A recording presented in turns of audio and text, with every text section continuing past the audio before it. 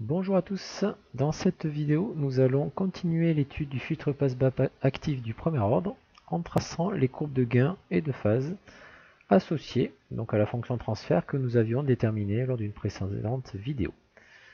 Voilà, donc ce qu'il faut savoir déjà c'est que pour un filtre passif du premier ordre ou actif du premier ordre, donc un filtre du premier ordre admet comme fonction transfert une fonction transfert qui peut s'écrire sous la forme T0 sur 1 plus JF sur FC, avec T0 amplification maximale, FC fréquence de coupure du filtre. Ici, dans notre cas, donc si on regarde ici la formule de la fonction transfert, nous avons déterminé une fonction de transfert qui s'exprime sous la forme moins R2 sur R1 divisé par 1 plus JR2 C oméga. Donc à partir du moment où la forme que nous avons trouvée est de la même forme que celle d'un filtre passe-bas du premier ordre, on peut d'ores et déjà conclure que ce montage est bien un filtre passe-bas du premier ordre. Donc maintenant, pour déterminer les caractéristiques, il va falloir faire l'identification entre la forme générale et la forme particulière pour déterminer donc l'amplification maximale, et donc le gain maximum, et la fréquence de coupure de ce filtre. Donc par identification, ici au numérateur, le T0 va être égal à moins R2 sur R1, qui correspond au numérateur de la fonction de transfert que nous avons trouvée. Voilà, donc par identification, première chose, on va pouvoir écrire que T0 est égal à moins R2 sur R1. Donc à partir de T0, on peut en déduire donc, le gain correspondant, donc le gain correspondant que je vais appeler par exemple G0, qui est égal à 20 log par définition du module de T0. Donc ça fait 20 log de valeur absolue de moins R2 sur R1.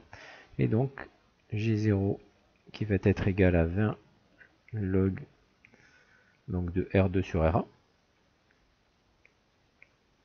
D'accord? Donc valeur absolue de moins R2 sur R1, ça fait bien R2 sur R1.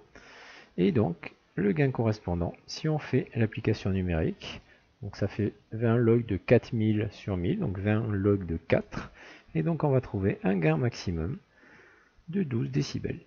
Voilà déjà un premier résultat sur le filtre étudié.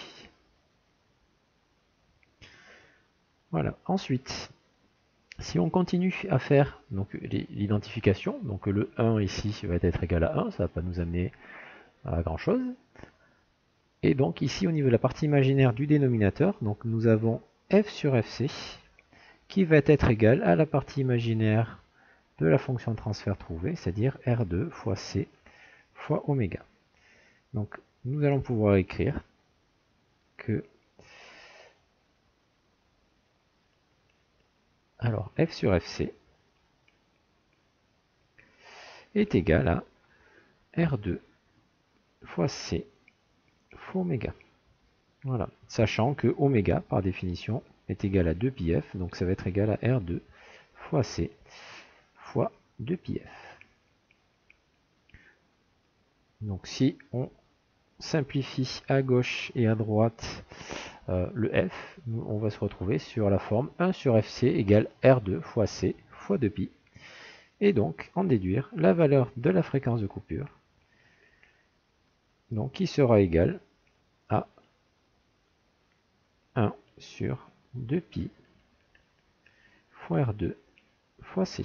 Donc si on fait l'application numérique donc avec R2 qui vaut 4000 ohms et C qui vaut 45 nanofarads, on va trouver une fréquence de coupure qui va être égale à 884 Hz. Voilà, donc le second paramètre, donc FC,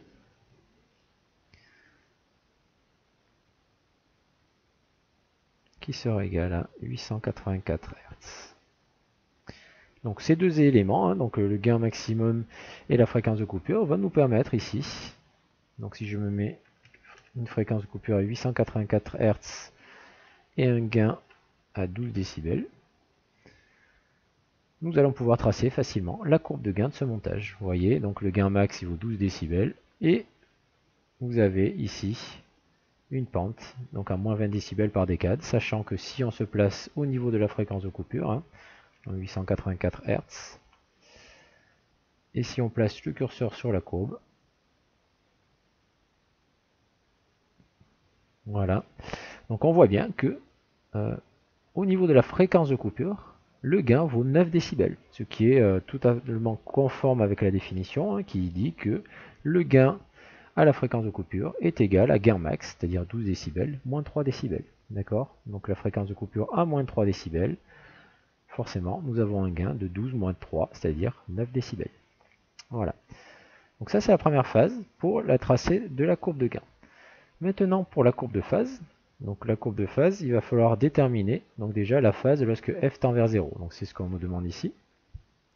Donc si la fréquence tend vers 0, ici la fonction transfert, si je remplace f par 0, donc oméga par 0, je vais me ramener, donc si la fréquence tend vers 0, donc alors la fonction de transfert, t, va pouvoir s'écrire sous la forme t qui est égale à moins R2 sur R1. Voilà, donc si ici on a 0, effectivement, au numérateur on aura moins R2 sur R1 divisé par 1 plus 0, donc moins R2 sur R1. Et donc nous avons affaire à un réel qui va être négatif. Donc si on le place dans un plan imaginaire réel, donc c'est un réel pur, hein, donc dans un plan imaginaire réel, donc si je place mon nombre complexe t, ici, qui vaut moins R2 sur R1, on a bien donc un réel négatif et donc un déphasage phi qui sera égal à 180 degrés. Voilà, donc c'est pour ça que la phase, lorsque la fréquence vaut 0, va être égale à 180 degrés.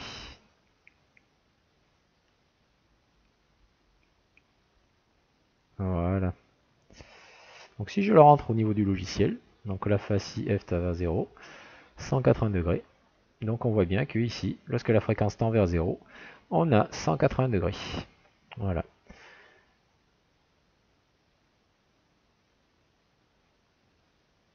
Et donc, si on se place de la même façon au niveau de la fréquence de coupure, hein, donc à 884 Hz, normalement, on devrait, donc là je me mettrai donc à 100 par exemple, pour récupérer le curseur. Donc le curseur, à l'aide du curseur, si je vais sur la courbe, je vais me retrouver à une phase qui est égale à environ 135 degrés. Voilà. Ok. Donc finalement, on va avoir une phase lorsque f tend vers 0 qui est égale à 180 degrés. Si f égale fc, donc au niveau de la courbe de phase, si f égale fc, on aura une phase qui sera égale à 135 degrés. Et si f tend vers l'infini,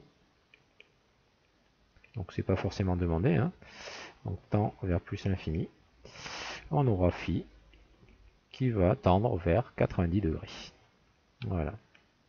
Donc ça c'est une remarque supplémentaire.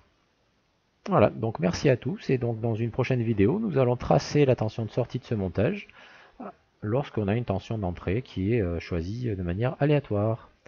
Merci à tous et à très bientôt.